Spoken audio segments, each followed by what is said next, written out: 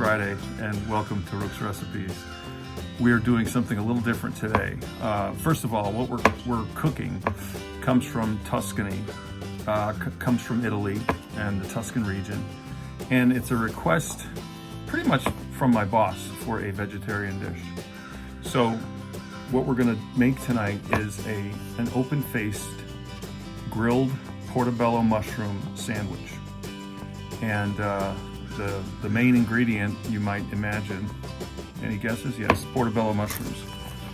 The other thing that's different about this afternoon is that it's early. It's 3:20, and that means Renee's still working in the yard, and I've got to get these mushrooms prepped and into a marinade. So we're going to get started right away, and look at these. These are portobello mushroom caps. Now that is a big mushroom. And the first thing we have to do, we're just gonna wash off the mushroom a little bit, make sure there's no dirt on it. And then we're going to take a spoon and we're gonna remove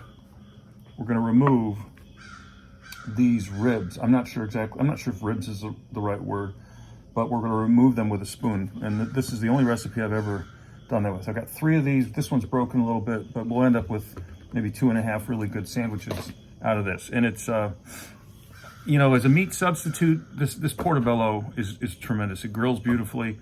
It tastes robust. It's got good firm flesh to it, like you would want with a fish or any other kind of piece of meat. So it's going to be tremendous. And we'll get started right away here. So we've got these 3 mushroom caps. They're each different in their own way. I guess they have uniqueness, right? Just like human beings. So I'm gonna gouge out these ribs with this spoon, if it'll let go of this bag, and I'm gonna put the clippings, or whatever you want to call them, the detritus, into the bag. So here we go. These things look kind of daunting, but when you scrape them with a spoon like this, they come right out. And you might do like I just did, which is, you know, you might break the edges a little bit. But these ribs pretty much will come out very willingly, and there's a very firm edge underneath them, so you really aren't going to go any further into the mushroom cap than you need to. So that's pretty much it. You know, it's mostly gone now.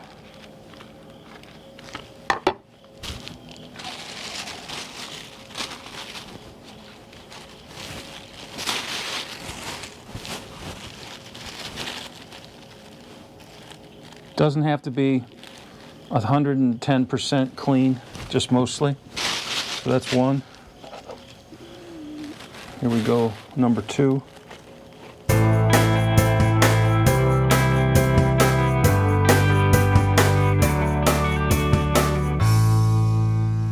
That's the magic of removing the ribs of the mushroom. Okay, so we're going to start with our herbs. Now it calls for 2 tablespoons of fresh rosemary. You know, when a recipe calls for fresh rosemary or fresh any herb, don't feel like it's a must. You know, you can almost always substitute dried herbs if you're in a rush, and sometimes we are.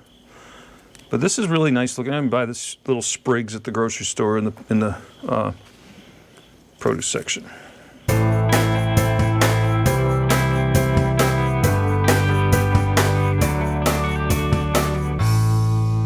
Okay, now the thyme.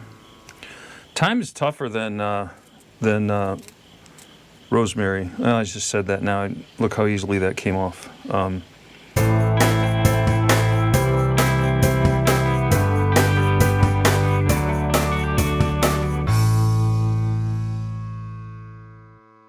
Those are our fresh herbs. Pretty cool. So, what's a shallot? Some people think it's a town in North Carolina down by the beach. No, that's shallot. And I think it has an E on the end. A shallot is basically a type of onion. It's a very small, it's a small very pungent, very strong, reddish onion. And that'll give us a solid tablespoon of chopped shallots, right? So that's the next thing, the third ingredient in the marinade. I get a good opportunity here to show you how to peel garlic. I just flat side of a knife. Actually, somebody showed me too. Cut the little end off, that little nub, and cut this end off too. You do that, and then when you do the flattening thing, you smash it. The skin comes off. Super easy. Did you see that? That's magic. Okay. And so, look, our little pile of ingredients is increasing. Balsamic vinegar is big in this recipe. So we're going to put in some of that. This is our olive oil. It's extra virgin. You want a nice, tasty olive oil. That'll be in there too. This is a small food processor, and I'm going to use this to chop everything up in blinding speed. Put my shallot in there, all my herbs, my herbs. You know, English and the Americans have different ways of saying certain words. We say herb, they say herb, because there's a bloody H in it. Some people will get that reference. Most will not. All right, it calls for a half a cup of olive oil. Okay, this is balsamic vinegar. It only calls for a tablespoon, so we don't want to put too much of that in there. It's very, very powerful in its taste. A tablespoon of mustard, and I'm using Dijon. That is about a tablespoon. I need some salt and pepper, which we can always add salt later. You know what? You can't take salt out once you've added it. It's a thing. This is an inexpensive mini chopper or mini processor, and with any luck, look at that.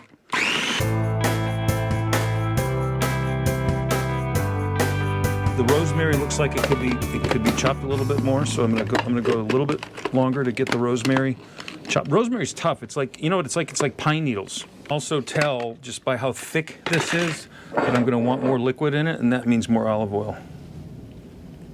Okay.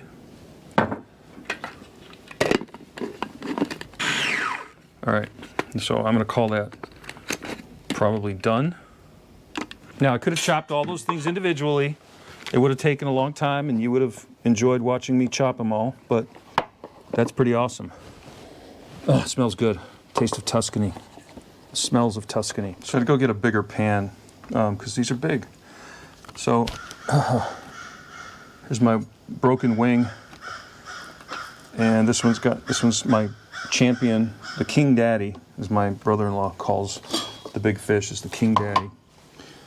I am going to kind of paw the extra marinade off of here that's stuck to the top of this. This is a Betty Rooker thing. Betty Kenyon Rooker, my mom. The best spatula ever are your fingers. They're waterproof. They're very nimble, and you just have to wipe. Okay, so I don't know if you can see this whole thing, but that's okay. We're just going to pour this marinade on these guys like that.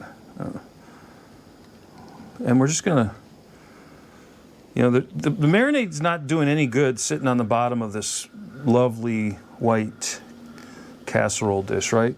If any amount of marinade that's sitting on the bottom of that pan isn't going to be doing much good. So I'm just going to let these sit like that. So the marinade, like most marinades, there's no magic amount of time. It could be, the recipe calls for an hour, and it could be an hour, it could be a couple hours. It is 4 o'clock now, so we'll probably let them marinate. I'm going to put this in the refrigerator, and we'll let them marinate like this for maybe an hour and a half. All right? In Chapel Hill, there's a very famous gourmet grocery store called A Southern Season. I haven't been out there in a long time, so I'm not sure if it's still there. It must be. It's a historic icon of Chapel Hill. And they run cooking classes with, I'll say, celebrity chefs, at least celebrity, let's say in the Southeast. And my mother-in-law, Vaughn, gave me a gift of a cooking class. And it was about a 3-hour class, and a Southern gentleman taught it. And one of the things that he made, and one of the recipes that I got from the class, was this recipe for grilled portobello mushroom sandwiches. So I probably went to that class, had to be 15 years ago, and we still have the recipe. Of course, we've transcribed it onto our own, home recipe paper, but that's how this recipe got into our family, and we have made it countless times. I hope you love it. So I have this Italian La Brea bread. It's fresh baked at the Harris Teeter, and what I'm going to do is brush it with a seasoned olive oil, and that's just got my favorite salt and pepper seasoning, and I'm going to brush this bread with that, and then so when we grill it, it will have this beautiful oil and seasoning on it. So get the grill is heating, by the way, so we're getting close. The mushrooms have been marinating for about an hour and a half. Oh, that's beautiful, isn't it? See that? So when I grill that, the oil will keep the bread from burning, and it's going to be tremendous. Yeah. Okay, so it's been a couple of hours, and the mushrooms have been marinating, as we can see. I did turn them over, and they're going to be great. We also we have this Italian bread, and I've brushed both sides of it with olive oil and seasonings, and we're going to grill that too. Sometimes people have the mistaken idea that you can't get really great things in cans, but you can. These are piquillo peppers. They are roasted red peppers packed in oil and water. And Harris Teeter makes these things. They're incredible. And this is what they look like after you've gotten them out of the can and sort of drained them. Here's another thing that comes in a bottle that's tremendous. This is a balsamic glaze. It's like a concentrated balsamic vinegar thing that we're going to use.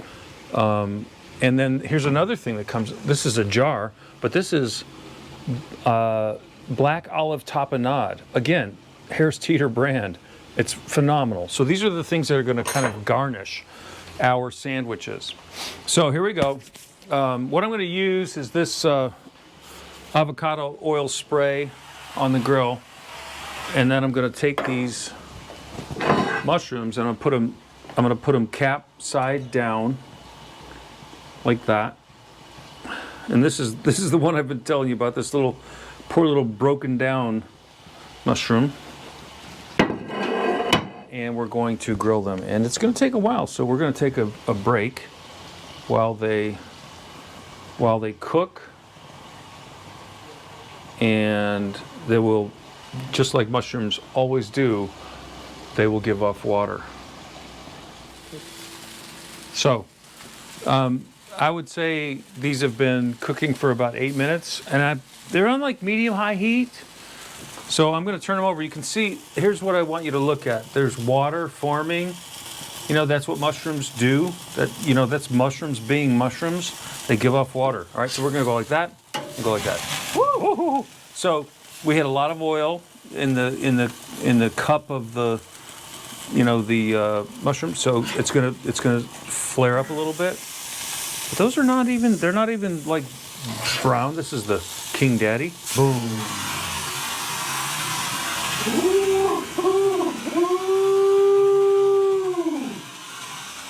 Exciting. Yes. And there it goes. All right, so we're going to give these another, I would say, 8 to 10 minutes. And then they're going to go in our sandwiches, and they're going to be awesome. Gotta add the bread at some point. Yes, I do have to grill the bread. That's a good point. So look at that. That's fire. Fire. And they'll be nicely browned. I gotta get rid of that. Here's how we do this. See, you always have to have, if you're gonna have fire, you have to have water. Wow. How about that? That's gonna look good in slow-mo. All right, we'll keep going here.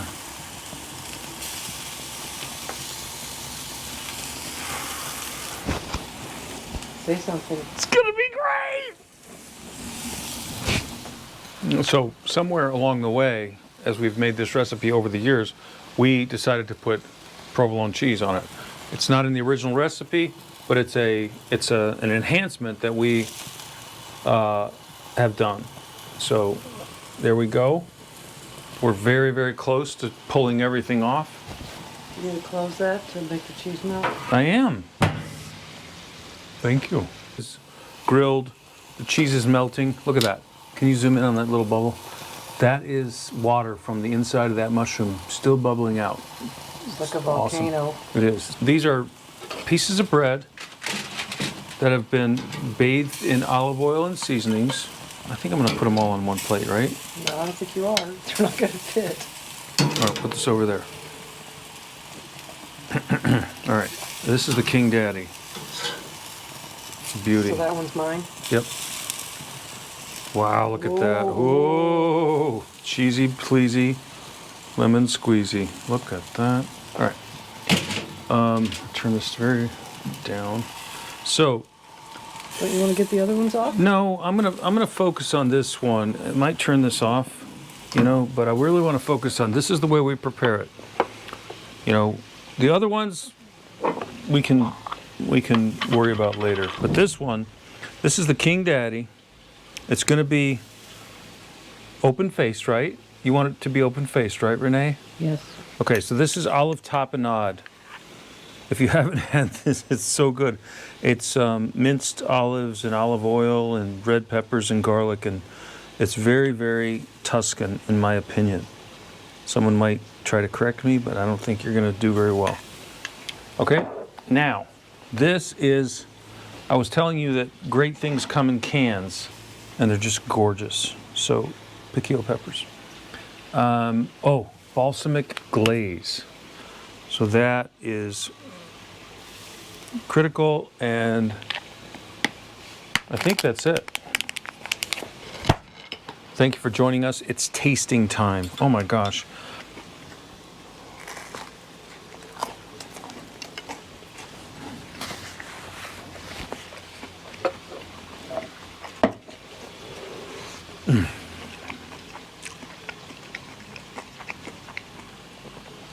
This is so good. It's one of the best things you can possibly eat. You know, the Portobello, because it's large and it's meaty and it's juicy, and it's been grilled, and and then you've got the bread that's been grilled. It's so good, and it's so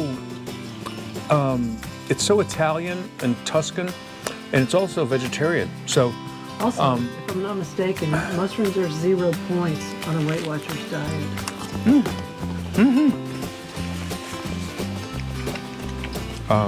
So thank you for watching. Give us a like, give us a comment. We love you, and we'll see you next week.